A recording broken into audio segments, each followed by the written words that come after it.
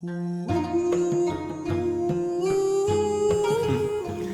tal? Muy buenas tardes, sean todos cordialmente bienvenidos. Para Librería Internacional es un placer tenerlos a todos ustedes por acá, grandes fiebres de la obra de Tolkien, celebrando el Tolkien Readings Day, que fue el miércoles anterior, 25 de marzo. Queríamos hacer esa actividad ese día, pero bueno, obviamente por compromisos laborales y demás no pudimos, y este fue el momento y el lugar para tener esta emocionante cita, para que todos ustedes pudieran estar presentes por acá.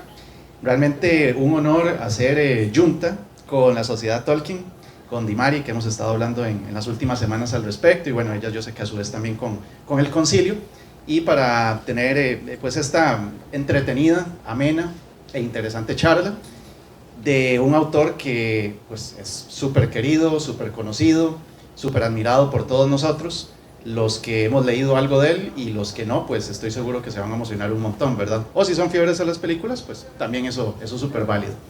Para seguir celebrando también este Tolkien Reading Day, nosotros esta tarde tenemos este hermosísimo libro en promoción para todos ustedes. Entonces, quien desea adquirirlo, de 49.800 tiene un precio de 34.800, de 50 a 35 más o menos. Entonces, para quien tenga gusto, es la versión más espectacular que se ha editado del Señor de los Anillos. Aquí vienen los tres, vienen apéndices, vienen ilustraciones, vienen mapas. Entonces, para que aprovechen, el descuento lo hemos habilitado especialmente para ustedes durante este convivio, y pues las horas posteriores vienen ese estuche en esa cajita también, las puertas de Moria.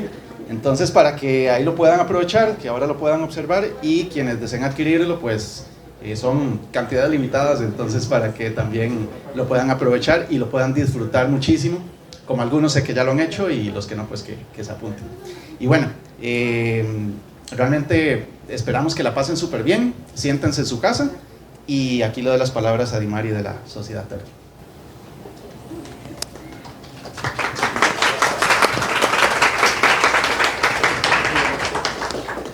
Muchísimas gracias. Queremos agradecerle a la Librería Internacional por brindarnos este espacio. Este espacio nos abre puertas. El día de hoy celebramos a Tolkien. Hoy nos reunimos para celebrar su legado. Su vida estuvo marcada por pérdida, lucha, pero también imaginación, ficción, pero mucha imaginación. Precisamente por eso puede ser de que disfrutemos muchísimo de su obra, porque habla sobre algunas de nuestras travesías también. El día de hoy quiero presentarles a Denis Redondo. Denis va a ser nuestro charlista el día de hoy. La sociedad está muy feliz de estar acá. Nosotros tenemos un club de lectura en donde compartimos semanalmente todos los miércoles a las 7 de la noche. Leemos un capítulo, ahorita estamos leyendo La Comunidad del Anillo. Tenemos un club de dibujo, club de videojuegos, de juegos de mesa y rol, porque sí, nos encanta D&D. Estamos de verdad muy contentos de compartir con ustedes y expandir esto tan bonito que es el amor que tenemos por las obras. Entonces, bueno, sin más preámbulo, vamos a darle el espacio a Denis. Un aplauso, por favor.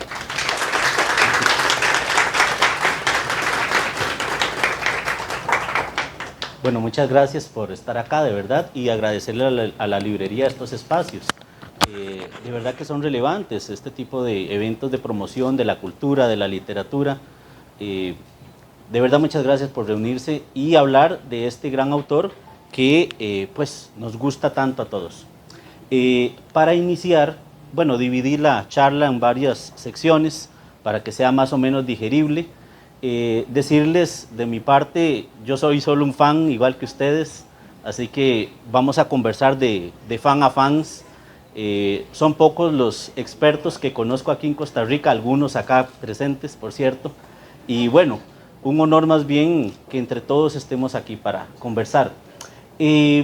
Básicamente, bueno, la metodología que voy a utilizar para la charla es pues en conmemoración del día de leer a Tolkien, así que vamos a leer mucho a Tolkien.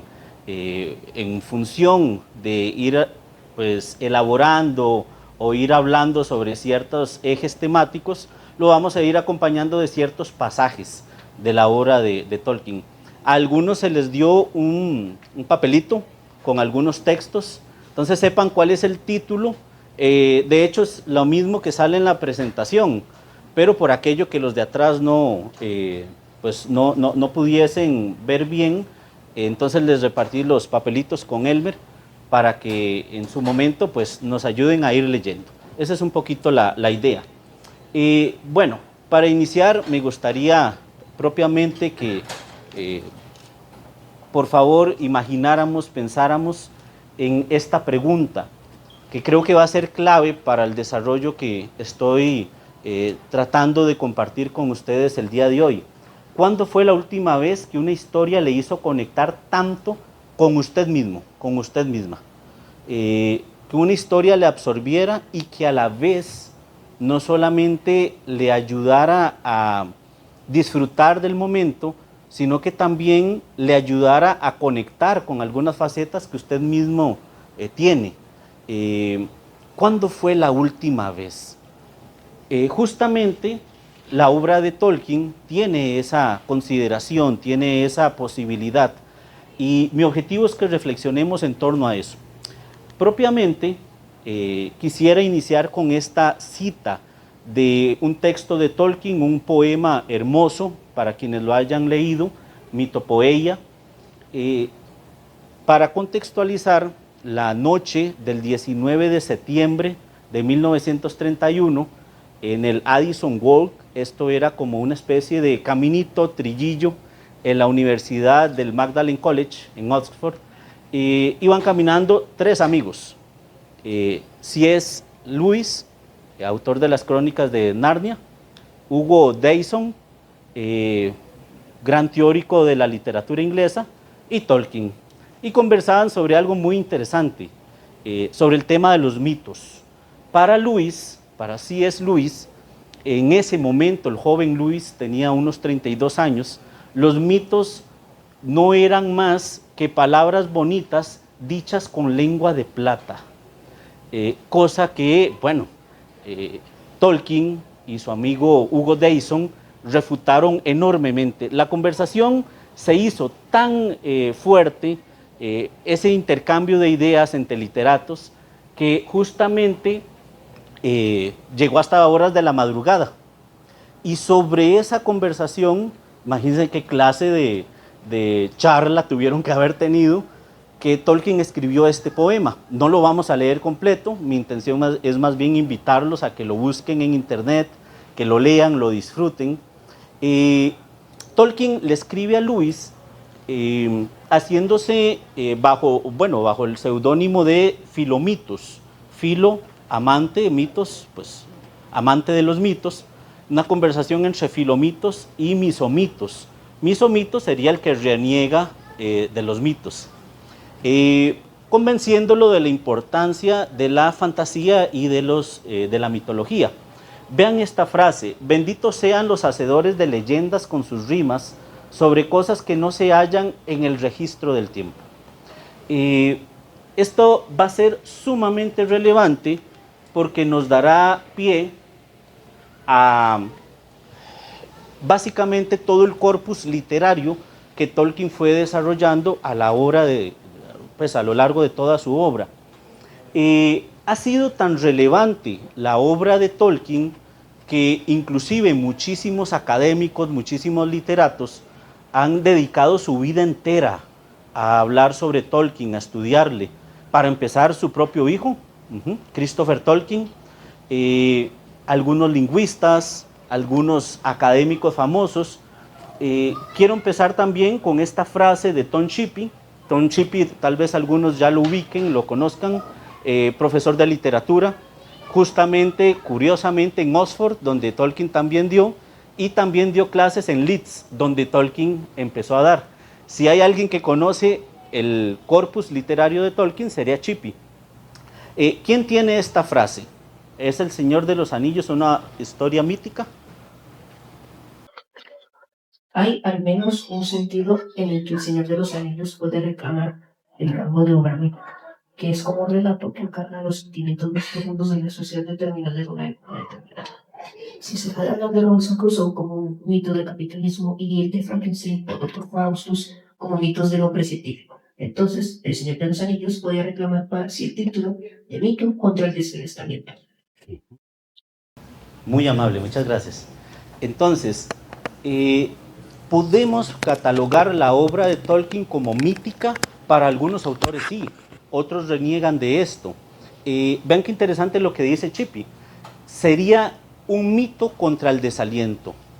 Vivimos en una época donde justamente la desesperanza, la posibilidad de sentirnos perdidos, pueden traer a colación una serie de sensaciones, una serie de fenómenos incluso culturales, como delincuencia, adicciones, y Tolkien le quiere escribir a ese desaliento. ¿Quiénes conectarán más con la obra de Tolkien? Aquellos cuya historia de vida sea tocado por este tema del desaliento. Y yo creo que somos todos acá en esta charla el día de hoy. ¿A quién el desaliento no lo ha tocado? Entonces, tenemos algunas pistas iniciales para conectar o poder contestar con esta pregunta básica. ¿Por qué conectamos con la obra de Tolkien? Esta librería está llena de libros, pero ¿por qué Tolkien en específico? ¿Por qué a la gente le atrae Tolkien? ¿Qué es lo que tiene Tolkien que nos llama la atención? Vamos a ir desarrollándolo conforme transcurra el ratito. Mi intención no es contestar plenamente a la pregunta, sino más bien pues, que podamos tener de alguna forma alguna base para poder seguir leyendo y poder seguir investigando en casita.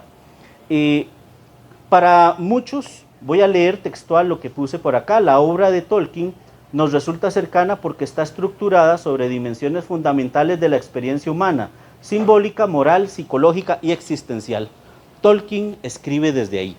Tolkien, más que un autor de fantasía, podríamos catalogarlo incluso como un autor que escribe desde la espiritualidad, un autor que escribe desde esa necesidad de conexión con la existencia misma. Para eso desarrolló todo un universo literario que sirviera de base para hacerlo. Algunos datitos para iniciar también, lo tomé de algunas estimaciones de principalmente Harper y Collins, que son los que han tenido los derechos de divulgación de la obra. A la fecha se han vendido más de 150 millones de copias. 150 millones uno, 150 millones dos si se llevan alguno de estos libros, ¿verdad? 150 millones de copias, uno de los libros pues, más vendidos a lo largo de toda la historia. Y vean El Hobbit, 100 millones de copias. Segunda pregunta que es necesario hacernos, similar a la anterior. ¿Por qué para todas esas personas leer a Tolkien ha sido importante? ¿Por qué la gente quiere comprar libros de Tolkien? ¿Por qué es que Tolkien es tan relevante? Justamente por esa posibilidad de conexión que tenemos. Ojalá que los de la Librería Internacional me escuchen, pero Tolkien, a la gente le gusta comprar libros de Tolkien. La gente necesita hacerlo. Hay algo en Tolkien que conecta con nosotros mismos. Ok, dando un rodeíto, y ya volvemos sobre este tema, otra pregunta básica, ¿por qué estamos hoy acá? Por supuesto que nos convoca la fecha del 25 de marzo. ¿Saben qué se celebra el 25 de marzo? Tal vez el nacimiento de Elton John. Bueno, por supuesto el día contra las mujeres, el día contra la violencia hacia las mujeres, el nacimiento de San Dimas. ¿Qué se celebra el 25 de marzo? ¿Quién sabe? Por aquí saben, por aquí saben. El día de la lectura de Tolkien. Eso, muy bien, perfecto, muy bien. Y se gana uno de estos, no mentira. ¿Por qué el 25 de marzo es el día de leer a Tolkien? ¿Por qué propiamente el 25 de marzo? ¿Qué pasó? Se destruyó el anillo. Muy bien. Se destruye el anillo. El 25, bueno, se escogió esta fecha porque la destrucción del anillo es el clímax, es la obra cumbre de todo lo que Tolkien quería plantear. Fue propuesto en el 2003 por la Tolkien Society, la primera sociedad Tolkien que existió en el mundo, que es la Sociedad Tolkien Británica. Según los libros propiamente, el apéndice B, que es el que corresponde a la cuenta de los años, fue el 25 de marzo del 3018 de la tercera edad, dando inicio a la cuarta edad del Sol. Así que es una fecha sumamente relevante. Sobre esto, siguiendo con la pregunta que tenemos, ¿por qué Tolkien conecta tanto con nosotros? Una siguiente idea. Tolkien subcreó un mundo literario, subcreó todo un universo. Primero, tiene una historia coherente. Perfectamente esa historia podría incluso ser verídica, si no nos dijeran que trata de fantasía. Perfectamente cualquiera podría creerla. En segundo lugar, lenguas con estructuras gramaticales funcionales, y no solo una, varias. En tercer lugar, un sistema de escritura. Por ejemplo, el sistema Sirt o el Tengwar son sistemas complejos. No solamente sabemos hablar, sino sabemos escribir lo que decimos. Tenemos también una cosmovisión y una teología completa. Hay todo un panteón de dioses, de deidades, representadas por los Valar, por los Maiar, por el mismísimo Eru Ilúvatar, con funciones bien establecidas, razas y criaturas originales, inspiradas muchas desde todo el tema de la mitología nórdica principalmente, y muchas originales como los hobbits, por ejemplo. Mapas y cartografía, todo esto inventó Tolkien. Algunos se desesperanzan cuando están leyendo Tolkien al inicio porque cada árbol es descrito a profundidad, cada río dice dónde desemboca, de dónde viene, la velocidad a la que va el agua. O sea, los mapas están bien establecidos, pero es por esto por lo que conectamos a la hora de leer a Tolkien. ¿O hay algo más? Hay algo más que nos evoca esa sensación de conexión, de trascendencia. Habiendo hecho esta introducción, es mi objetivo que entonces entendamos un poquito mejor a Tolkien y desde dónde quería él escribir. Quiero que repasemos cómo es que Tolkien entendía el concepto de fantasía. Sabemos, cuando vamos a escribir un libro, cuando vamos a escribir algo, que tenemos que saber muy bien de lo que estamos hablando. ¿Qué pensaba Tolkien sobre la fantasía? Para iniciar, don Luis, usted tiene este extracto del ensayo sobre los cuentos de hadas, justamente una de las obras teóricas de Tolkien más relevantes. Por favor, Luis. Lo que caracteriza a un buen cuento de hadas, a los mejores y más completos, es que por muy insensato que sea el argumento, por muy fantásticas y terribles que sean sus aventuras, en el momento del clímax puede hacerle contener la respiración al lector, niño o adulto. Puede acelerarle y encogerle el corazón y colocarlo casi al borde de las lágrimas, como lo haría cualquier otra forma de arte literario, pero manteniendo siempre sus cualidades específicas. Hasta los cuentos modernos consiguen a veces estos efectos. No es fácil. De toda la narración depende cuál será la atmósfera del desenlace, que por otra parte da glorioso sentido a todo el relato. Al cuento que en alguna medida logre esto, nunca podremos considerarlo un fracaso total, cualesquiera que sean sus defectos y la mezcolanza o confusión de sus propósitos. Muy amable, Luis. A propósito, Luis tiene una charla ya documentada en el YouTube de la Sociedad Tolkien sobre los cuentos de hadas desde la visión de Tolkien. En cuanto puedan, por favor, véanla. Es sumamente enriquecedora. Vean que de lo que acabamos de plantear, entonces podemos establecer estas características que debe tener un cuento de hadas. Primero, debe ser emocionalmente transformador. Tiene que tener algo de trascendencia inserta. En segundo lugar, construir tensión hacia un clímax significativo.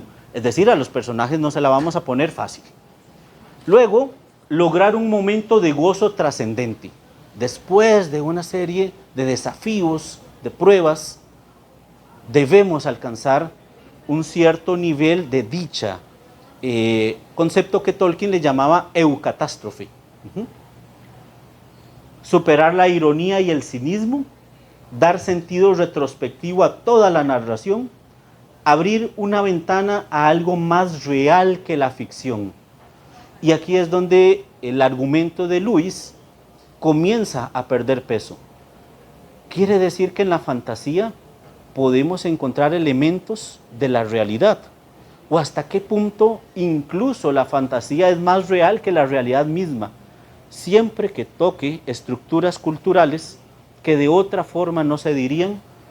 La fantasía va a tener este peso y este poder, y como elemento literario va a tener un poder evocador poderosísimo, decía Tolkien.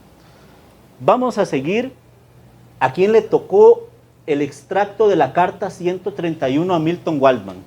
El mito y el cuento de hadas, como toda forma de arte, deben reflejar y contener en solución elementos de moral y verdad, o error, religiosa, pero no de manera explícita, no en la forma conocida del mundo primordialmente real.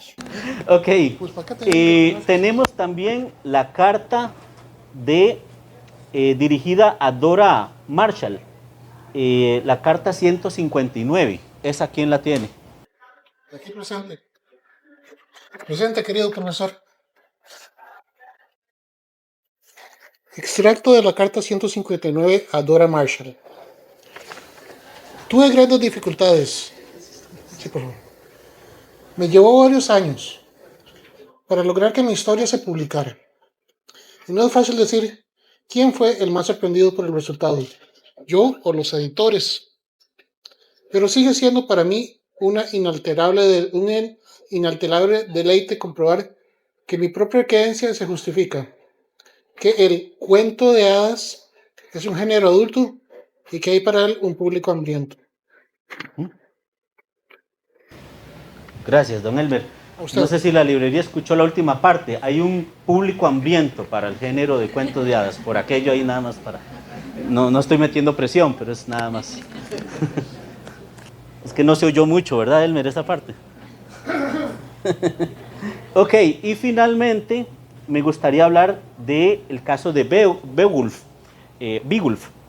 Hay un ensayo muy interesante de Tolkien. Si ustedes quieren leer un Tolkien enojado, bravo, lean este ensayo. Es contundente. Beowulf, The Monster and the Critics. La noción, o en ese momento había un debate muy interesante sobre si los cuentos de hadas, si la fantasía era realmente significativa como género literario. La cosa con Beowulf es que se sostenía el debate académico de si Beowulf tiene o no algún tipo de relevancia, porque es un escrito que por tener una característica más mítica, no tiene o no guarda cierta, ¿cómo decirlo?, adherencia histórica de forma explícita. No es posible ubicarlo dentro de un espacio temporal pleno, y pues literatos que estaban más en esta vía de la objetividad histórica sostenían este argumento. Tolkien se enoja. Por cierto, Tolkien era fan de la literatura nórdica, de las Edas, y Tolkien luego termina escribiendo Beowulf, porque él dijo, y si nadie quiere escribirlo, yo creo que seré yo. Al propósito de este ensayo, Tolkien defiende varias ideas. Leer es entrar en el mundo del texto, no es solo diseccionarlo. Se escribe fantasía para que el lector compagine con lo que el texto quiere que el lector revise de sí mismo. No necesariamente para informarme de un hecho histórico, que aunque por supuesto tiene su relevancia, la fantasía no necesariamente quiere hacer eso. La experiencia estética es tan importante como la información. La forma como se narran las cosas también es relevante y nos ayuda a conectar. Tolkien defiende que no necesariamente un texto de fantasía tiene que mantener cierto rigor histórico con los hechos, sino que busca que cada quien conecte consigo mismo. Y esa es una de las ideas más trascendentales. En resumen de esta sección, buscamos leer fantasía según esta visión más tolkieniana, porque es una forma de entendernos a nosotros mismos y de cambiarnos, ¿por qué no?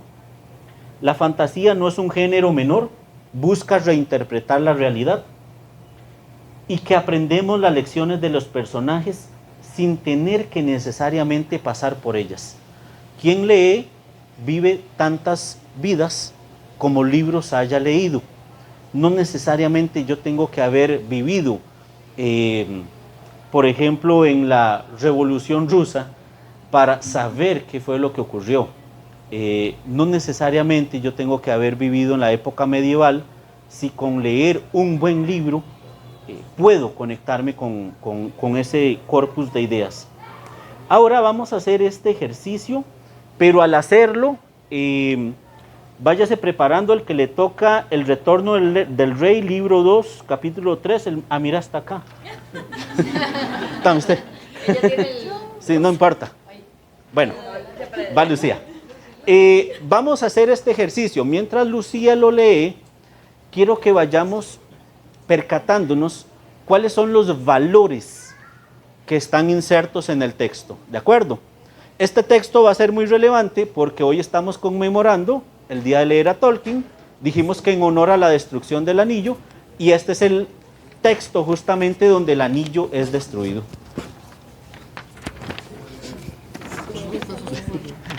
Mucho micrófono aquí. Y bien, ese es el fin, San Ganji, dijo una voz junto a Sam.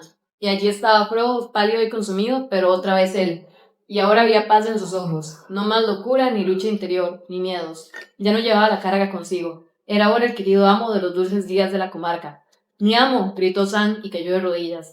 En medio de todo aquel mundo en ruinas, por el momento solo sentía júbilo, un gran júbilo. El fardo ya no existía. El amo se había salvado y era otra vez Frodo, el Frodo de siempre, y estaba libre. De pronto Sam reparó en la mano mutilada y sangrante.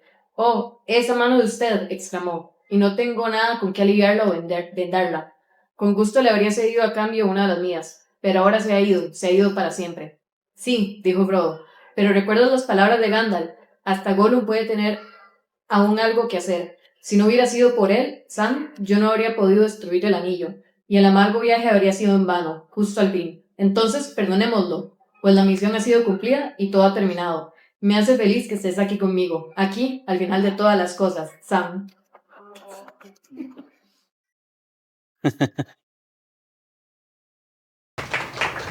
Gracias, Lucía. Muy bien. Entonces, vamos a reflexionar sobre este tema. ¿Qué valores logran ustedes ubicar en este texto tan profundo? O sea, es el momento donde ya el anillo fue destruido. Al borde de un volcán, tal vez haciendo erupción, al borde del fin del mundo, donde ya no hay esperanza ni de volver, y ellos tienen este intercambio. ¿Qué valores logran ustedes ubicar? ¿Perdón? ¿Qué valores? ¿Perdón? Ah, el perdón.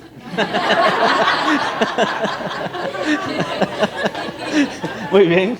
¿Perdón de quién a quién? De Frodo hacia Gollum. De Frodo a Gollum. Qué bueno. Muy bien. ¿Qué más? La misericordia. Misericordia. Excelente. Amiga. Amistad incondicional. Amistad incondicional. Está para todo el tiempo. Muy bien, muy bien. La libertad. La libertad. Muy bien, muy bien. ¿Algo más? Ajá. Fe. Fe. Excelente. A pesar de toda la adversidad, estamos aquí ya, perdón la palabra, fregados. O sea, estamos en el lugar más terrible de toda la Tierra Media. Y de ahí aquí estamos expresándonos amistad y tenemos fe de que hicimos algo bueno. Voy por acá y termino con vos. Redención. Frodo se redime. Minutos antes, Frodo experimentó un episodio del cual no podemos culparlo. Cargaba el arma más peligrosa que se hubiera construido nunca, y minutos antes Frodo intentó más bien tomar el anillo para sí. Al final se redime. Terminamos contigo, amiga. Compromiso. Muy bien, muy bien. Ahora, esto me lo voy a brincar, es lo mismo que acabamos de plantear.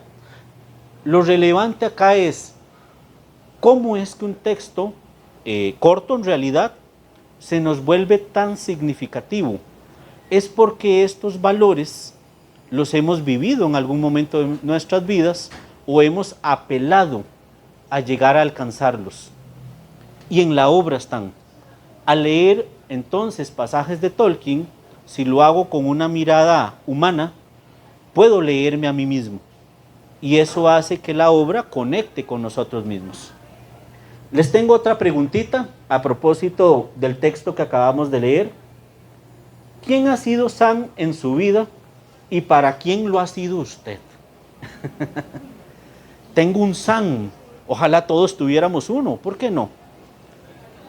Ahora, ¿será que yo he sido un buen Sam? ¿Quién ha sido Sam en su vida? ¿Su esposo? ¿Tal vez un compañero de trabajo? ¿Tal vez es un Sam simbólico? Tal vez mi perrito es Sam. ¿Quién es Sam en su vida? Bien, continúo, vamos a adentrarnos un poquito más, ya no solamente en lo que nosotros podamos descifrar de la obra de Tolkien, sino qué dicen otros autores sobre Tolkien. Gente que le ha dedicado la vida entera a Tolkien, ¿por qué los ha hipnotizado? Primero vamos a hablar de, una de mis favoritas, de hecho fue la primera que leí acerca de Tolkien, Berlin Flieger. Berlin Flieger es profesora de literatura inglesa, también da clases de filosofía, y justamente ella desarrolla un concepto muy interesante. Berlin Flieger, desde mi humilde lectura, es quien más ha desarrollado este concepto de la esperanza, lo que el mismo Tolkien llamaba Estel, la esperanza a pesar de toda arbitrariedad, de toda contrariedad. Berlin Flieger escribe desde ahí, y se las presento, es ella. Tiene varios videos de YouTube, también por si les interesa. Me gustaría que alguien, ¿quién quiere ser la voz oficial en Latinoamérica de Berlin Flieger? ¿Quién me ayuda leyendo, por favor? La historia de Legendarium es la historia de una luz original que se fragmenta progresivamente a lo largo del tiempo. Muy bien, qué bonita voz tiene Berlin Flieger. Qué bien. Ok, Berlin Flieger plantea lo siguiente, concepto que tal vez para algunos va a ser un poquito ahí contraintuitivo. Es que la historia de Tolkien no es una épica de progreso, todo lo contrario. Tolkien escribe desde la decadencia, un mundo que poco a poco va perdiendo toda su luz, que poco a poco va perdiendo su esplendor y que cada vez se corrompe más. De momento eso suena bastante desesperanzador. Bueno, ya vamos a ver. ¿Desde dónde escribe Tolkien, según Berlin Flieger? Les recomiendo, por cierto, este libro, próximamente aquí en la Librería Internacional. Splintered Light, algo así como la luz astillada, la luz, ya vamos a ver por qué ese concepto. Primero, el origen de toda la vida, el origen de absolutamente toda la creación en Tolkien, es el fuego secreto de Ilúvatar. La luz de Ilúvatar funciona como un concepto metafísico relacionado con la armonía principal del universo. Ya sabemos qué pasa quienes han leído las primeras líneas del Silmarillion. Esa luz comienza a ser corrompida y es necesario instaurar una nueva fuente de iluminación en Arda, el universo donde el planeta donde se desarrolla la historia, nuestro planeta, por cierto, que son las lámparas gigantescas, enormes, colosales, que le daban luz al mundo. Las lámparas son destruidas y entonces inmediatamente aparecen los dos árboles. ¿Qué historia las de los dos árboles? Laurelin y Telperium. Sabemos luego, sin hacer mucho spoiler, que la luz de los árboles nuevamente es destruida en parte, y entonces la luz que los mismos traían es de alguna u otra forma canalizada en su milésima parte, eso sí, pero al menos en la figura del sol y de la luna. Así que vean que cada vez la luz primordial se va perdiendo, se va perdiendo, se va perdiendo, hasta que al final de los tiempos nos vamos a quedar con la mera memoria de la luz. Eso es el Legendarium, un universo donde la decadencia está ahí presente. Creo que sos vos, Rocío.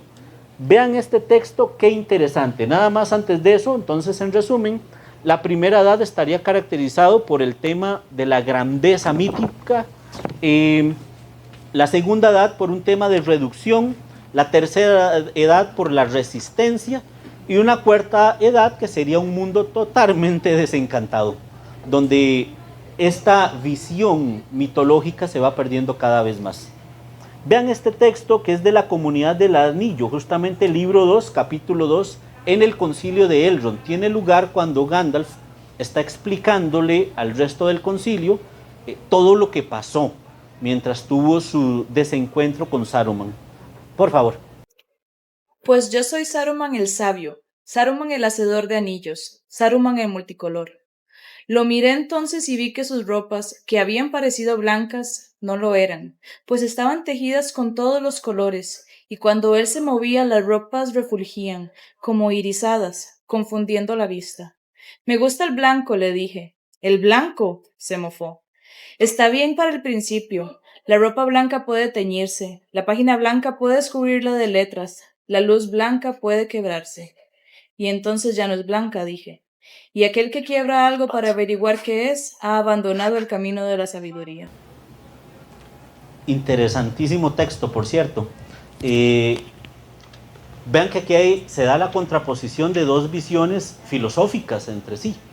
El blanco como la luz primordial que realmente representa todo este corpus teórico mitológico inicial, versus la corrupción del blanco, que es cuando la luz se refracta, es el concepto, si no me equivoco. Sumamente interesante. La corrupción de un mundo inicial donde la luz justamente va a refractarse. Ahora, aquí es donde viene la parte interesante. La fragmentación, dice Berlin Flieger, no elimina la posibilidad de redención. Yo puedo vivir en un mundo corrupto, desencantado, pero hay algo de luz en mí que yo puedo conservar. Hay algo de luz interna que me remite a la sabiduría de Eru, quien fue quien me creó, y yo puedo acceder a esa luz, a pesar de que todo lo que me rodee esté en oscuridad tremenda, a pesar de que ya la esperanza se haya ido. Este es el concepto de Stel que les mencionaba hace un ratito, una esperanza a pesar de la contrariedad, de modo tal que puede haber eucatástrofe, puede haber ese momento de triunfo, de brillo, incluso en el lugar más sombrío. Para Flieger, les voy a leer textual esto porque me gustó mucho. La luz nunca desaparece por completo. Es como si Eru, el creador, estuviera en cada uno de nosotros, incluso cuando la esperanza se ha marchado por completo. Algunos ejemplos, me gustaría leerlos todos, solamente vamos a leer uno. La estrella que Sam ve en el cielo. Por ejemplo, la memoria que conservan ellos de la comarca. En algunas ocasiones, con los pies hinchados, desgastados, somnolientos, sin fuerza, se disocian, comienzan a pensar en la comarca y como que agarran fuerza de nuevo. La compasión incluso hacia Gollum. O sea, ¿quién de los aquí presentes, me quito el sombrero, si al frente de un volcán terrible y tenebroso, con todo un país de orcos y trolls persiguiéndolos, después de pasar tanto, perdonarían a quien quiso asesinarlos? ¿Quién lo haría? Solamente alguien que esté descubriendo esa luz interna. Estos momentos indican que la unidad originaria aún sostiene el mundo. ¿Quién tiene El Retorno del Rey, libro sexto, El País de la Sombra? Para mí uno de los textos más hermosos de toda la obra, si lo leemos desde esta perspectiva. Por allá atrás, bueno, por allá va el micrófono. El contexto de este texto es el siguiente, justamente lo que estamos planteando. Están aproximándose ya al monte, la misión de destruir el anillo cada vez más voraz en su afán tentador, y no queda ninguna esperanza. Describe líneas antes, Tolkien, que una niebla densa, negra, invadía todo el lugar, y no podían mirar absolutamente nada, pero de un momento a otro todo se despeja. Adelante, por favor, amigo. A lo lejos, sobre Efelduat, en el oeste, el cielo nocturno era aún pálido y lívido. Allá, asomando entre las nubes, por encima de un peñasco sombrío, en lo alto de los montes, Sam vio de pronto una estrella blanca que titilaba. Tanta belleza, contemplaba desde aquella tierra desolada e inhóspita. Le llegó al corazón, y la esperanza renació en él, porque frío y nítido como una saeta lo traspasó el pensamiento de que la sombra era, al fin y al cabo, una cosa pequeña y transitoria, y que había algo que ella nunca alcanzaría, la luz y una belleza muy alta. Más que una esperanza, la canción que había improvisado en la torre era un reto, pues en aquel momento pensaba en sí mismo. Ahora, por un momento, su propio destino y aún el de su amo. Lo tuvieron sin cuidado, se escabulló otra vez entre las zarzas y se acostó junto a fuego, y olvidando todos los temores, se entregó a un sueño profundo y apacible. Muchas gracias, compañero. Cansados, agobiados, de un momento a otro el cielo se despeja, ven una estrella, y eso sirvió para que Sam durmiera tranquilo, con un sueño apacible. Muy posiblemente el tercer acompañante era Eru, Dios mismo. Por supuesto que no les ayudaba desde un punto de vista físico. Con solo despejar el cielo para que una estrella se viera, ya Sam pudo dormir en paz. ¿Quién necesita una estrella en este momento de su vida? Nada más con que se despeje el cielo y ese rayo de esperanza me dé fuerza suficiente por lo menos para llegar a mi Efelduat, a mi monte del destino. Luis. Brevemente, esa estrella es justamente la estrella de Eärendil, ese Eärendil surcando el cielo en ese momento. Hermosísimo, hermosísimo. ¿Qué me brinda esperanza? ¿La tengo? ¿La busco? ¿Será que está, pero vuelvo a ver para otro lado? ¿Qué me brinda esperanza? ¿Cuál es mi Eärendil? Y si no la veo, ¿dónde está Eärendil en este momento que tanto lo necesito? Tolkien de lo que nos habla es que esa esperanza ahí está. No por nada la espiritualidad en la Tierra Media, sea connotación de hablarle a los Valar, si bien es cierto, muy restringida, que da incluso para toda una charla un día de estos, la oración más amada por los elfos es dirigida a Varda, la Valier relacionada con la luz. O Elbereth Giltoniel, Silibrel Pena Miriel, o Menelagrat Elenat. A Elbereth Giltoniel, la más brillante, hacedora de estrellas, la más iluminada en la hueste de las estrellas. Es la oración más relevante. Se le aclama a una estrella que nos dé paz, que nos dé esperanza. Vamos a hablar ahora de Tonshipi. Tonshipi y la ética heroica. Tonshipi tiene muchos conceptos. Dicho sea de paso, Tonshipi es lingüista. También habla mucho sobre cómo Tolkien construyó todas las lenguas, desde dónde se basaba. Vamos a hablar sobre un concepto específico. Si alguien quisiera también aportar algo, nada más lo hace, ¿de acuerdo? Les presento a Tonshipi, no sé si ya lo conocían. Un honor, de verdad que sí. ¿Quién quiere ser la voz oficial de Tonshipi? Roberto. Ah, bueno, aquí el compañero. Muy bien, ahí tenemos el micrófono.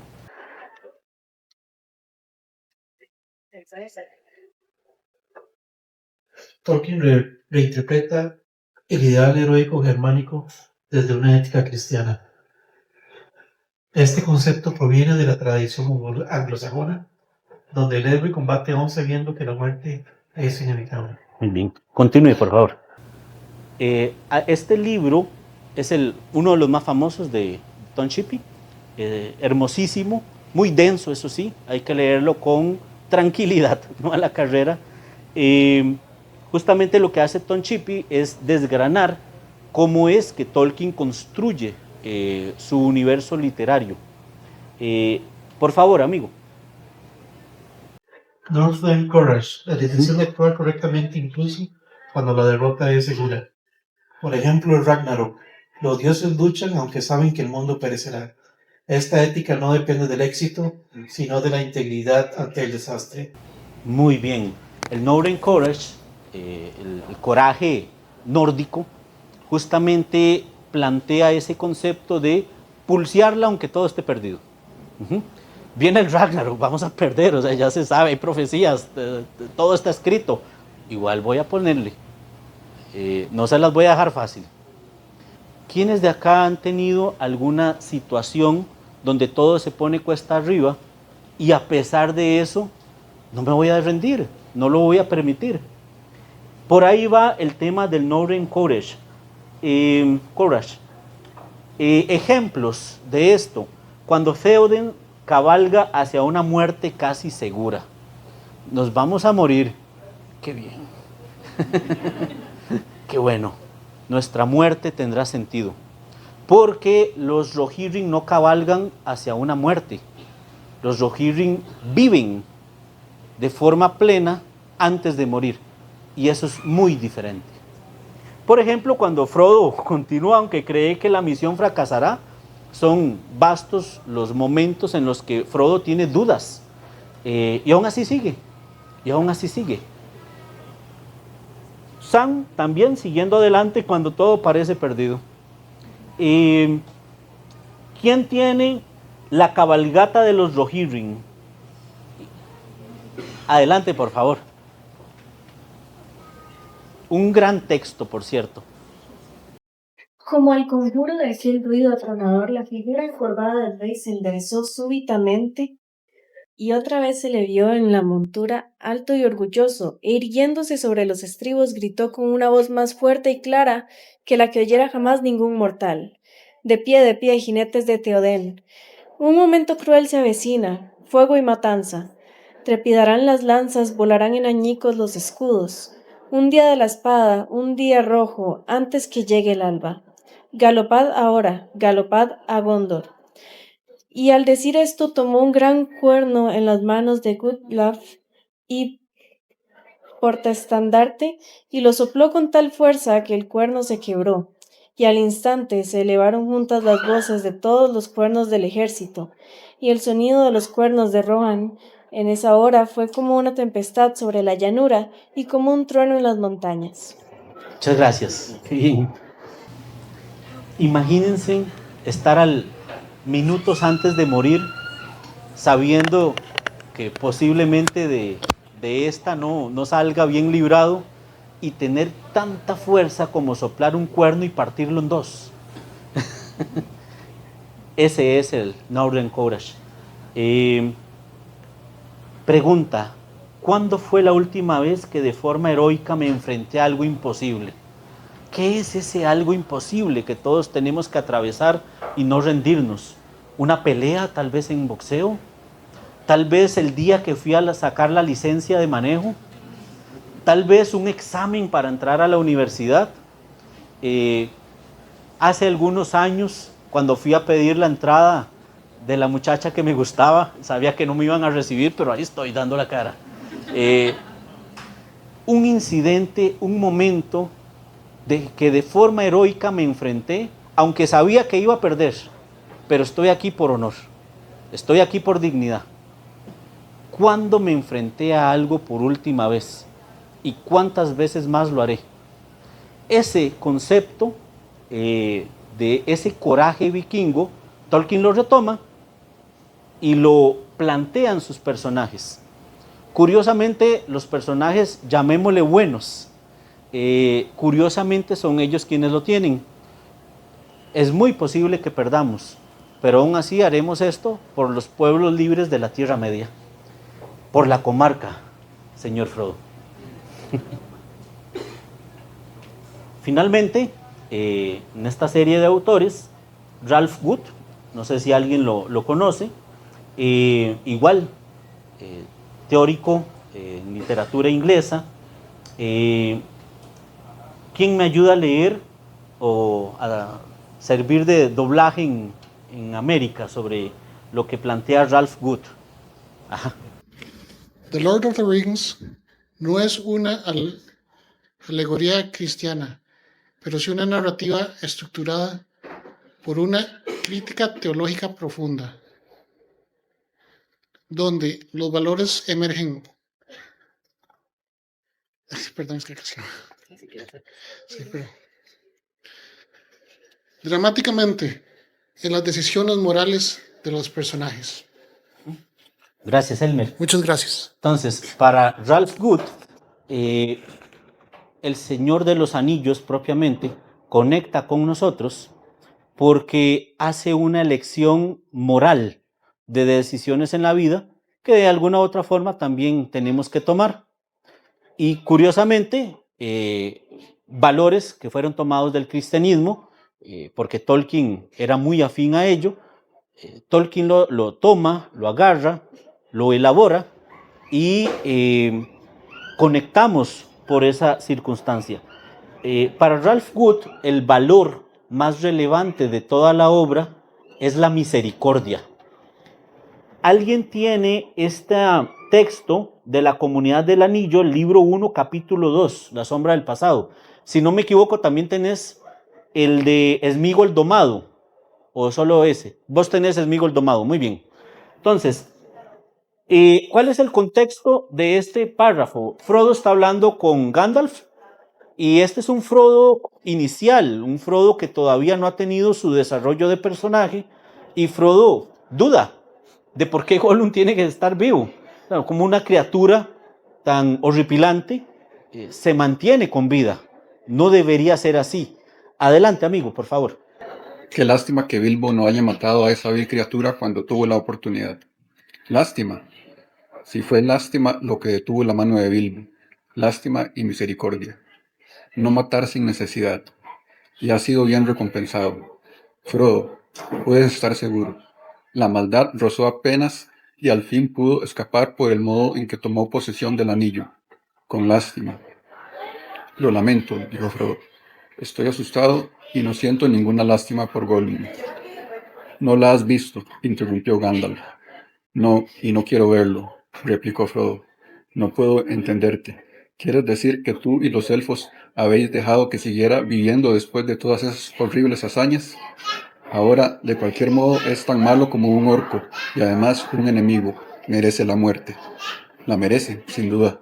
Muchos de los que viven merecen morir y algunos de los que mueren merecen la vida. ¿Puedes devolver la vida? Entonces no te apresures a dispensar la muerte, pues ni el más sabio conoce el fin de todos los caminos. No hay muchas esperanzas de que Gollum tenga cura antes de morir, pero creo que aún podría salvarse. Está ligado al destino del anillo. El corazón me dice que todavía tiene un papel que desempeñar, para bien o para mal, antes del fin, y cuando éste llegue, la misericordia de Bilbo puede determinar el destino de muchos, no menos que el tuyo. Muy bien, muchas gracias. Vemos entonces un Frodo que duda sobre este tema de mantener a una criatura tan vil con vida.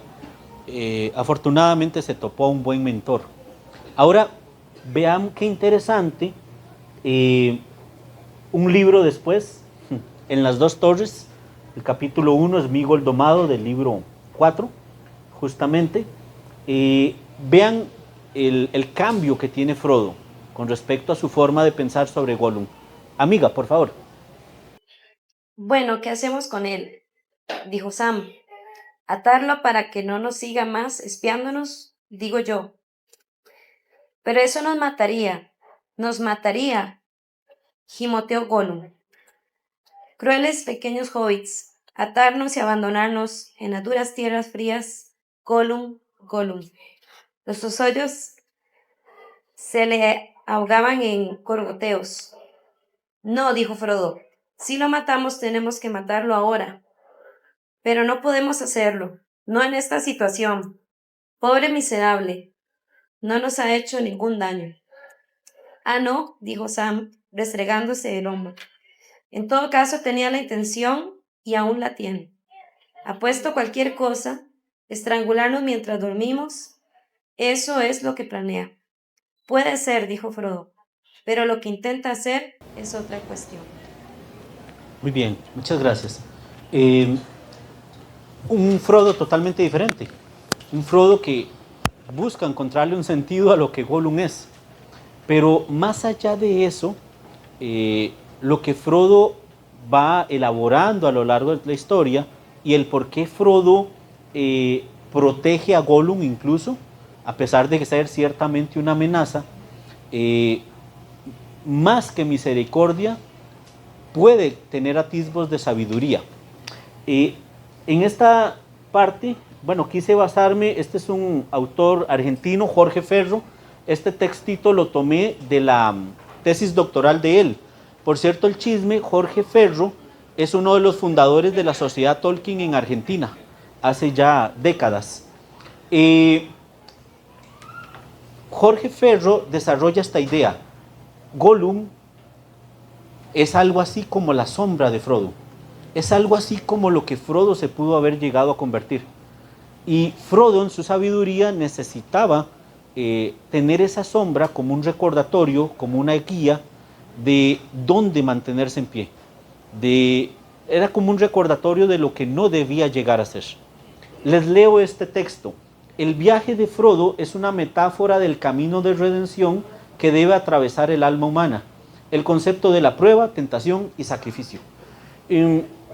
La cosa está así. Frodo, de alguna u otra forma, después de reflexionarlo, después de elaborarlo, claro está que no es explícito en el texto, pero Frodo desarrolla esta misericordia hacia Gollum, y misericordia tal que llegaría también a ayudarle a Frodo en su proceso de mantenerse en pie. La misericordia no es nada más sentir lástima. La misericordia bien aplicada, bien establecida, es una especie de indicador que me ayuda a mí mismo a mantenerme en pie, que me ayuda a mí mismo a mantenerme sobre mi camino. Aquel mae que me cae mal en el trabajo, en la universidad, dice más de mí mismo que de sí. Hay algo en él que hace que yo le tenga cierta aversión. Esa persona a quien detesto, ¿Qué características negativas tiene que yo quiero evadir? Algo así es el Gollum para Frodo. Pregunta, ¿quién ha sido mi Gollum? Todos hemos tenido un Gollum en la vida. ¿Por qué? ¿Por qué esa persona me genera tanta aversión? ¿Tiene algo que yo deseo? ¿Tiene algo que yo aprecio? Tal vez es o representa una verdad de la que yo me quiero alejar. ¿Qué o quién es mi Gollum? ¿Y por qué lo detesto? ¿Será que lo detesto porque hay algo que yo deposito en esa persona? ¿Quién es mi Gollum? Muy bien, aproximándonos hacia el final y estableciendo algunas conclusiones, vamos a plantear entonces, después de lo que hemos conversado, que efectivamente el género de fantasía es vital en la construcción sociocultural que tenemos hoy día, porque refleja realidades, llámele ontológicas, llámele metafísicas, refleja realidades o verdades míticas que de alguna u otra forma necesitamos. Por eso nos gusta la fantasía, porque ningún otro género puede tocar esas estructuras socioculturales de una forma tan plena. Y Tolkien quería escribir desde ahí. Y el género fantasía entonces es el medio por el cual verdades míticas se transmiten. El poder que corrompe, la misericordia que salva, el coraje sin garantías, la esperanza que no niega la pérdida. Y diversos autores han establecido algún común denominador sobre esas estructuras generalizadas que Tolkien quería plantear. Podríamos plantear las siguientes. Primero, el concepto de subcreación. Para Tolkien, todos, al ser hijos de Dios, desde su propia tradición cristiana, también somos subcreadores. Dios crea, nosotros subcreamos. Tomamos la creación y la transformamos de alguna u otra forma, pues, que recoja ese espíritu original. Todos somos subcreadores. El concepto de eucatástrofe, esa victoria no pensada pero sí anhelada, final, ese clímax que tanto bien nos hace después de haberla pulseado tanto con alguna batalla heroica que cada quien libra. La corrupción como algo inevitable, algo que no se puede negar, algo que está, pero de la cual yo puedo tomar la decisión de alejarme. El valor de lo pequeño, en lugar de mandar a un guerrero élfico como Glorfindel a depositar el anillo, se van dos hobbits que no saben ni para dónde agarrar. El valor de lo pequeño, son las pequeñas cosas las que pueden mantener el mal a raya, dice Gandalf. La muerte como un don, pero más que la muerte, el vivir de forma plena antes de ella. Solo le tiene miedo a la muerte quien no ha vivido o quien le falta vivir algo. Y finalmente, la naturaleza como algo sagrado. Esa necesidad de defender algo que es propio, esa necesidad de defender el mundo natural en el que vivimos. Quiero cerrar con esta frase, antes de escucharles brevemente a ustedes. No sé cómo estamos de tiempo para algunos comentarios de ellos. Quiero cerrar con esta frase, si no me equivoco vos la tenés. Esta frase es del propio Tolkien, me dio mucha luz encontrarla. Está en el prólogo de la segunda versión del Señor de los Anillos, donde él explica justamente, aunque sea de forma breve, desde dónde escribe. Por favor. Prefiero mucho más la historia, verdadera o inventada, con su variada aplicabilidad al pensamiento y la experiencia de los lectores. Creo que muchos confunden aplicabilidad con alegoría, pero la primera reside en la libertad del lector y la segunda en el dominio deliberado del actor, del autor.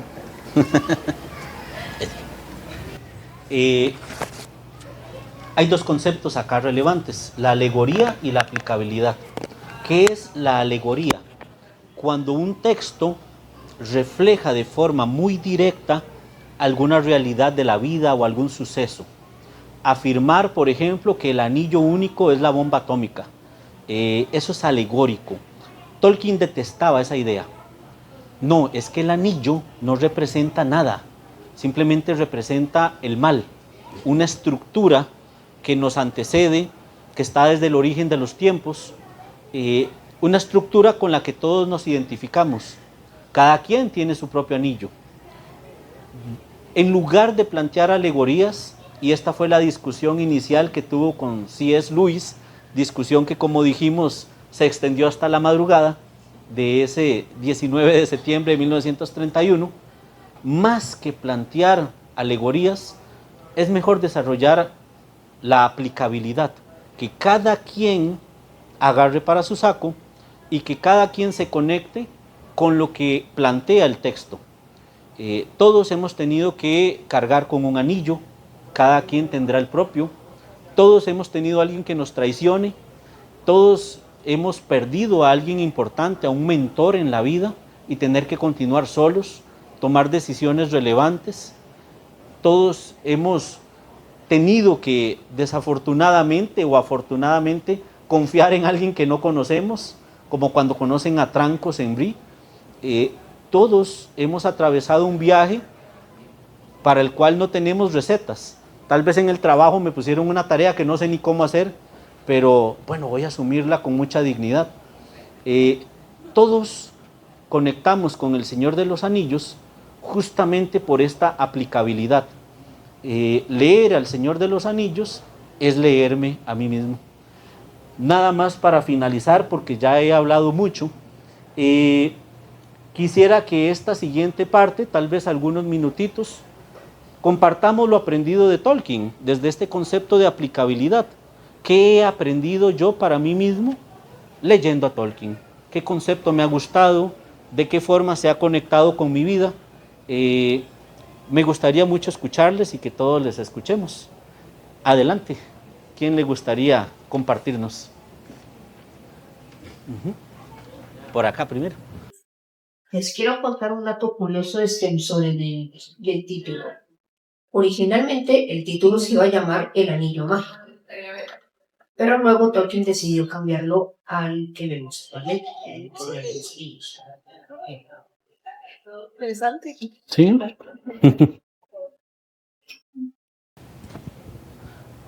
Gracias amigo. ¿Y por qué será que se le cambió el anillo mágico al Señor de los Anillos? Ok. Ok. Bueno, aprovecho para agradecer el espacio, de verdad, demasiado, 10 de 10. Para no alargarme, digamos, a mí me encanta lo que ya comentaban, ¿verdad? Lo pequeño, ¿verdad? Las cosas pequeñas. Los hobbits para mí son como, digamos, pudiendo mandar, ¿verdad? He leído muchos análisis y se puede haber resuelto el conflicto si Edu lo hubiese querido, pero deja libre albedrío, ¿verdad? A las razas. Entonces, primero que todo, la parte teológica me mata, ¿verdad? Es demasiado lindo el poder leer y comprender todo el lore, todo el universo, ¿verdad? Y más bonito conocer gente, ¿verdad? Yo honestamente, desde la saga me acompaña desde los 9, tengo 36 años, desde los 9, no mentira, desde los 11, porque sí fui por la peli que empecé con Lilo, ¿verdad? O sea, primero vi la peli, fue un momento épico en mi vida, solamente con 2 momentos épicos, he ido al cine, Retorno al Rey, y recientemente El Castillo Infinito de Kimetsu.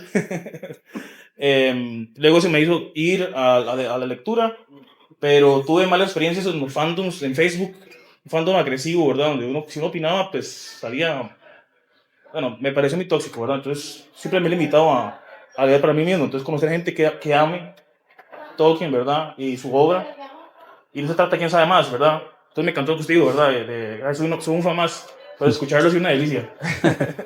Entonces agradecer el espacio, y eso es lo que yo, ¿verdad? Dentro de todo lo que yo he aprendido, que la saga me ha acompañado, esta y otras sagas, pero esta la más significativa para mí es que lo pequeño digamos, lo humilde, lo grande, ¿verdad? Pudiendo mandar la misma Galadriel, ¿verdad? Pudo haber terminado el conflicto, pero no pone el anillo en sí porque se corrompe, ¿verdad? Entonces los Hoyts, en este caso Frodo, es como él le tocaba a él, ¿verdad?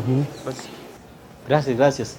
Sí, esa idea de que el valor de lo pequeño, o sea, quiere decir que entonces yo también podría tener un papel importante en la historia del mundo.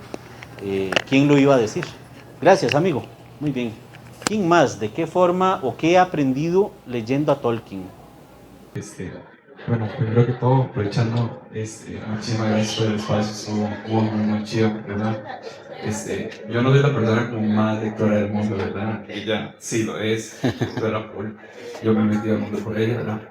Y ahorita estamos leyendo en conjunto, ¿verdad? Porque siento que vamos a meternos en el mundo de Tolkien, en toda la cosa. Me vi las versiones extendidas, ¿verdad? Las películas, excelente.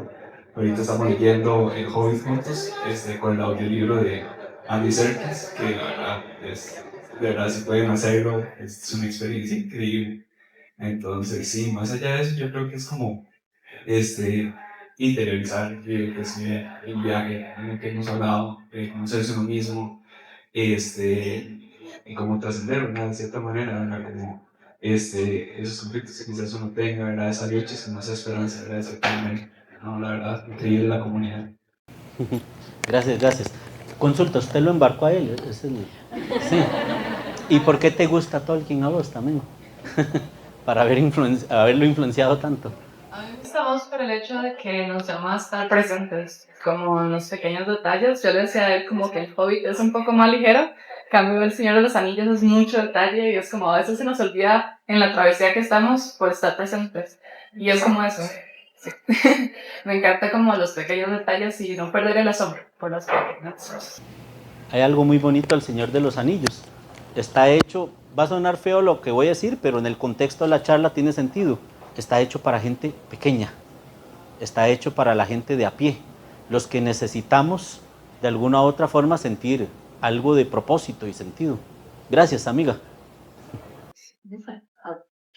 No, a mí me gusta mucho por la idea, creo que es más evidente en el libro que en las películas. En las películas lo hacen ver como que ayer me había llamado a un concilio dentro de Rivendell, y en el libro es más como de que por casualidad todos estuvieron en el mismo lugar para salir del mismo lugar de Rivendell, que en el libro sí era como que Legolas llegó para avisar que Gollum había escapado, los hobbits habían llegado ahí para encontrar a Gandalf, y bueno, cada uno había llegado por casualidad a Rivendell y salieron juntos, pero me gusta la idea de la formación de una comunidad, de que juntos se puede llegar a hacer algo grande y que la gente que justamente los que se mueven son los que pueden llegar a cambiar la historia.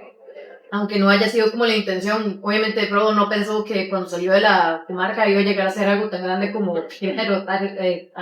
aniquilar el anillo, pero me gusta como esa idea de por pura casualidad, pero juntos salimos. Y ya estos, creo que también me gustó mucho que son masculinidades muy sanas en el libro. Son hombres que no les molesta besar a otras personas, a las personas que aman, hombres que no tienen miedo de abrazar, tanto como luchar, morir con sus hermanos. Eso siempre me llamó mucho, como son figuras como muy a las que uno puede ¿cuál es la palabra? Admirar, gracias. y ya se verá, gracias. Gracias a usted, Lucía. Otro concepto importante de la comunidad es que sí, partimos en comunidad, pero también la comunidad se disuelve. El tema de las pérdidas es lo más normal en la vida, hay que asumirlas. ¿Qué pasa si mi comunidad se va? Sigo caminando. Y luego tendré otra comunidad el día de mañana. Yo creo que de las cosas que más me gustan a mí voy a hacerlo por partes. Lo primero es que no importa qué duro sea el camino, puedes seguir adelante y tenés la posibilidad de salir más fuerte, y eso es increíble. Cuando nosotros somos personas que venimos de entornos complicados, a veces triunfar es como un sueño, ¿no? Entonces, en Tolkien lo que más me gustó es que aprendí que se puede. No importa si venís de otro entorno, si te dicen que no es posible, si crees que tal vez tu idea no es tan importante, pero sí se puede. Eso me gusta. Otra parte que me gusta también es que la comunidad es súper diferente, todos son diferentes. Eso significa que cada persona cumple una función. Sin embargo, tienen una meta en común. Entonces, está bien si yo soy buena en algo y ella es buena en algo y otra persona es buena en algo. Si todos vamos hacia el mismo lado, vamos a llegar y nos vamos a apoyar, aunque no seamos buenos todos en lo mismo. Entonces, complementarse con otras personas, eso me parece excelente. Y ya por último, pero de igual importancia para mí, creo que es fundamental que uno se dé cuenta que cuando tienes una misión o cuando alguien te encarga una misión, sea que pensaste en hacerla o no, en algún momento tal vez sentís que no podés, pero si hay personas que te dicen que podés hacerlo es porque están viendo algo que todavía no has visto en vos mismo. Entonces, seguí adelante y probablemente en el camino descubras que sí se puede. Qué lindo, Kyubsa, muchas gracias. Qué bonito. Muy bien. Ok. Entonces, con Luis y terminamos acá con broche de oro con el compañero.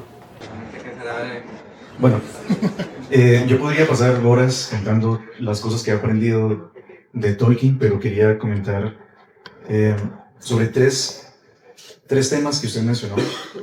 El coraje nórdico y la relación con la Estelle, lo que es la misericordia y esta idea también de Berlin Flieger de cómo la luz siempre perdura de una u otra forma hasta el final. Algo muy interesante es que los elfos tienen dos conceptos para la esperanza. Estelle, digamos, antes de la Estelle está Amdir, que es la esperanza comúnmente entendida, la esperanza de que nos pasen cosas buenas. Estelle es la esperanza de cuando sabemos que hay un 99% de posibilidades o de probabilidades de que no nos salgan las cosas bien, de que no hay esperanza en el sentido tradicional. Y viendo este valor del coraje nórdico, siempre me llama mucho la atención contrastar el final del capítulo 4 del libro 6 y el final del capítulo 5 del libro 6, que corresponden al asedio de Gondor y a la cabalgata, el final de la cabalgata de los Rohirrim. Un personaje, a mí me encanta mucho la dualidad entre Denethor y Theoden, hasta el punto de que casi que sus nombres son como inversos. Denethor, curiosamente, es un personaje que habla muchísimo sobre la esperanza, pero siempre, o casi siempre, es en un término donde se refiere más que nada a Amdir, y Denethor representa mucho lo que pasa cuando se pierde la Amdir y no se tiene Estelle. Porque cuando Minas Tirith está siendo asediada, Denethor simplemente colapsa. Y él llama mucho a la esperanza de los tontos, haciendo referencia justamente a la Estelle. Y es muy interesante ver cómo a medida en que las llamas literalmente devoran la ciudad y Denethor pierde Amdir, Gandalf y Pippin más se fortalecen en su Estelle, justamente. Hacia el final del del capítulo 4, cuando están golpeando y golpeando desde afuera con Gront las puertas de la ciudad y la puerta estalla, es un momento impresionante. Creo que las películas lo trataron horrendamente, porque hay una parte donde, o sea, los soldados están defendiendo y de repente se ve una luz cegadora, se escucha una explosión después de que se han escuchado palabras mágicas así aterradoras, y la puerta estalla. La puerta de Minas Tirith estalla y el rey brujo entra cabalgando sobre los cadáveres tanto de orcos como de hombres. Y esencialmente, al entrar a la ciudad, el rey brujo, en nombre de Sauron, ha ganado la batalla. Todo está perdido. Y los defensores que quedan sueltan sus armas y escapan hacia arriba para retrasar la muerte, aunque sea unos minutos más. Solo una persona se mantiene firme como una estatua ante el rey brujo, y esa persona es Gandalf sobre Sombra Gris. Gandalf el Blanco. Y ante el rey brujo, básicamente Gandalf encarna la Estelle, diciendo: regresa al abismo que te está preparado a ti y a tu amo. Y el rey brujo se burla de él, diciendo: esta es mi hora, todo ese tipo de cosas. Y esencialmente esa es su hora, esencialmente han ganado. Y el capítulo termina diciendo que en ese momento, en algún jardín de la ciudad, se escuchó el canto de un gallo. Y de nuevo, el poder de la naturaleza. Y dice, el gallo está indiferente a la hechicería, a la guerra. El gallo solo con su canto está dándole la bienvenida a la mañana, Y en ese momento, como si respondieran al canto del gallo, se escuchan a la distancia todos los cuernos de los Rohirrim, como diciendo que la Estel de Gandalf es recompensada. El final del capítulo 5, después de que los Rohirrim han llegado hasta, básicamente están viendo la ciudad y están viendo que está agonizando, Merry se da cuenta de que Theoden se encorva y se desanima, porque piensa, realmente llegamos demasiado tarde. Y llegar demasiado tarde es peor que nunca haber llegado. Pero entonces el texto describe, antes de esa parte que usted mostró, que Theoden ve una luz y escucha un boom, una explosión. Justamente él escucha la puerta rompiéndose. Entonces, es fascinante que es el sonido de esa explosión lo que hace que él, una vez más, se ponga erguido y se lance a la batalla en esa escena épica que se ha mostrado. Pero es fascinante ver cómo él encarna más bien la Estel, más bien la pérdida de esperanza, porque es una cuestión de, tal y como os digo, ya no hay nada que podamos hacer, pero por lo menos vamos a hacerles tantos daños a los enemigos que no puedan celebrar su victoria. Y me parece muy interesante ver cómo Theoden ha perdido la esperanza hasta tal punto que prácticamente esta desesperanza es equivalente a la Estel. Y me parece fascinante. Sobre el tema de la misericordia, me parece siempre bellísimo pensar cómo el anillo, en toda su historia, siempre ha pasado de un portador a otro con violencia, con asesinato, con conquista, y el único que rompió ese círculo, ese ciclo justamente, fue Bilbo, con un acto de piedad. Y Gandalf a eso se refiere cuando le dice a Frodo que ha sido bien recompensado.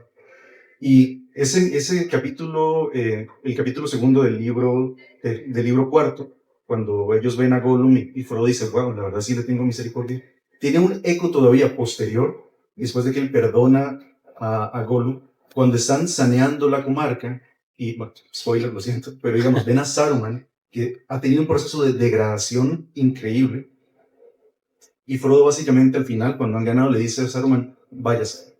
Saruman trata de apuñalar a Frodo y solo fracasa por la cota de Mithril. Y cuando ven que han atacado al portador del anillo, sobre todo sus amigos, van para tomar venganza. Y Frodo les detiene y le dice a Sam, no lo mates, ni siquiera en este momento porque no me ha lastimado. Y aún así, yo no quiero que este sea su final. Él viene de una orden poderosísima, nobilísima, contra la cual ninguno de nosotros nos atreveríamos a poner una mano. Él está corrompido, ha caído, y su sanación está más allá de nosotros. Pero aún así yo lo perdonaría, con la esperanza de que pueda encontrar esa sanación. Frodo se ha convertido en Gandalf, básicamente, hacia el final de la historia.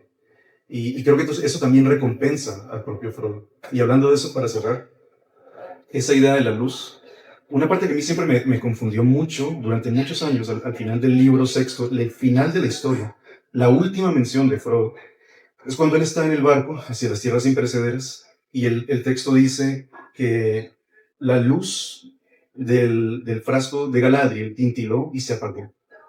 Y me parece muy triste, porque era la luz, era el símbolo de la esperanza y todo esto.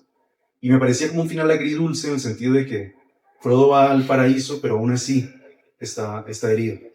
Hasta que yo, a medida que aprendía más sobre Tolkien, pensé en otra interpretación.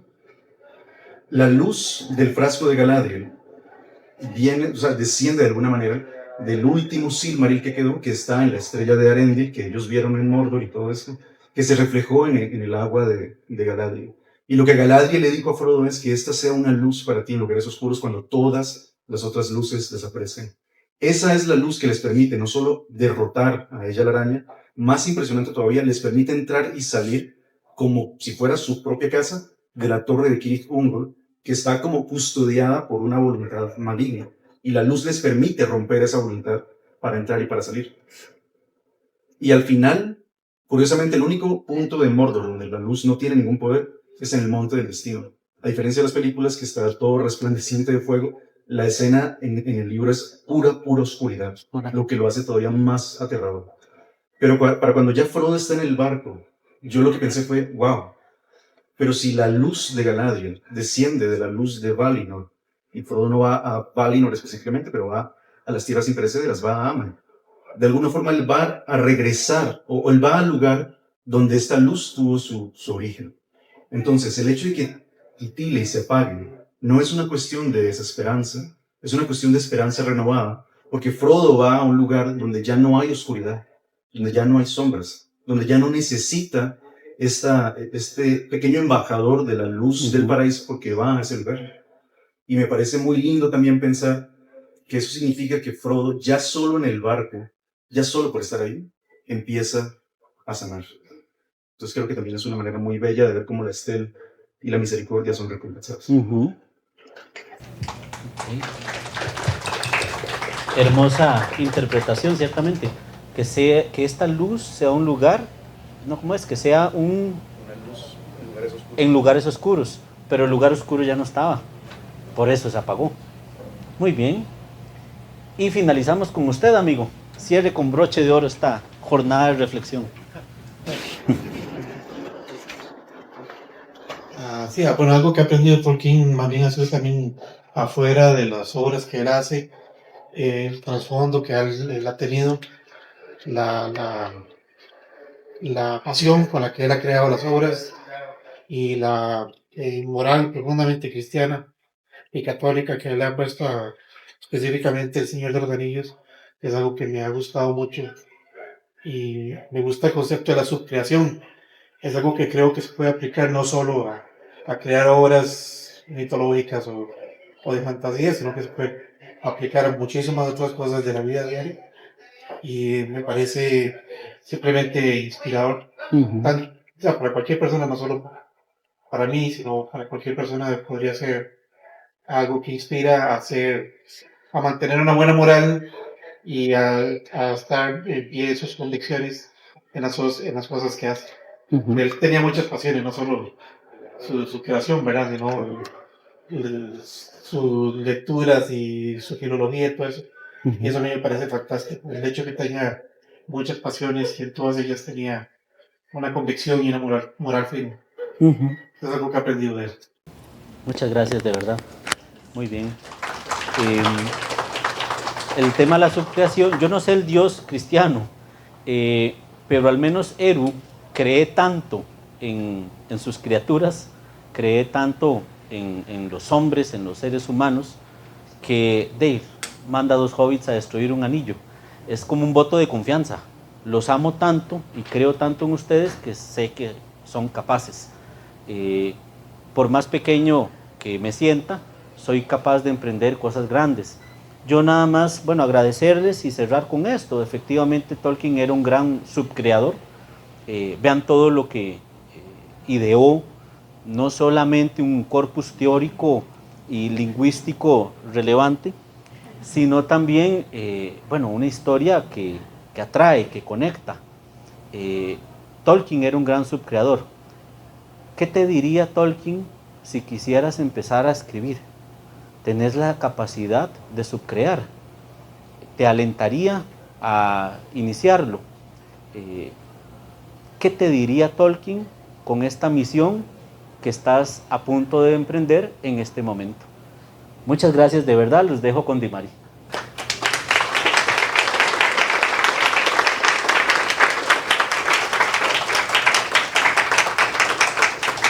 Hola, muchísimas gracias a Denis. Se aprende mucho. Ya tenemos un tiempo con la Sociedad Tolkien de Costa Rica activa. Como les comenté, tenemos varios clubes. Nos pueden seguir en redes sociales. Se vienen nuevas charlas, nuevas actividades. Siempre tenemos una salidita. De hecho, hoy hay after, por si quieren ir, para conocernos más y demás.